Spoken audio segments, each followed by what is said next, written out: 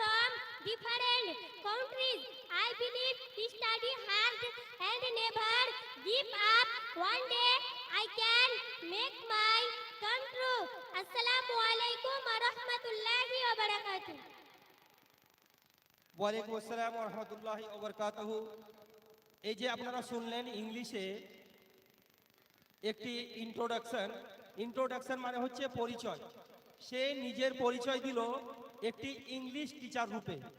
তার স্বপ্ন সে বড় হয়ে একটি ইংলিশ টিচার হতে চায়। আপনারা জানেন যে ইংলিশ হচ্ছে একটি আন্তর্জাতিক ভাষা। ইংলিশ এখন যদি আমরা মনে করি প্রত্যেক জায়গায় প্রত্যেক ক্ষেত্রে ইংলিশের মূল্য প্রচুর। আপনি বড় বড় সংস্থায় এমনকি ল্যাপটপ, কম্পিউটার, বিভিন্ন ধরনের এআই এর যুগে ইংলিশ ছাড়া কিন্তু আগে বাড়া সম্ভব নয়।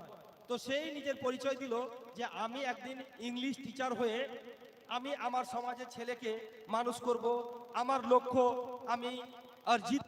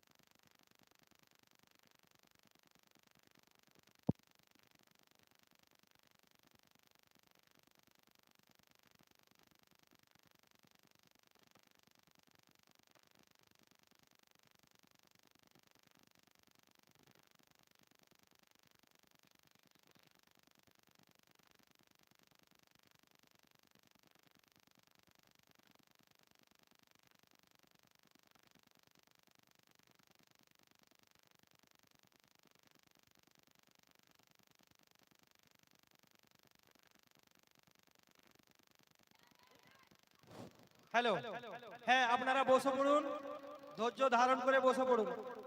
আমাদের শেষ প্রোগ্রাম এখনো বাকি আছে।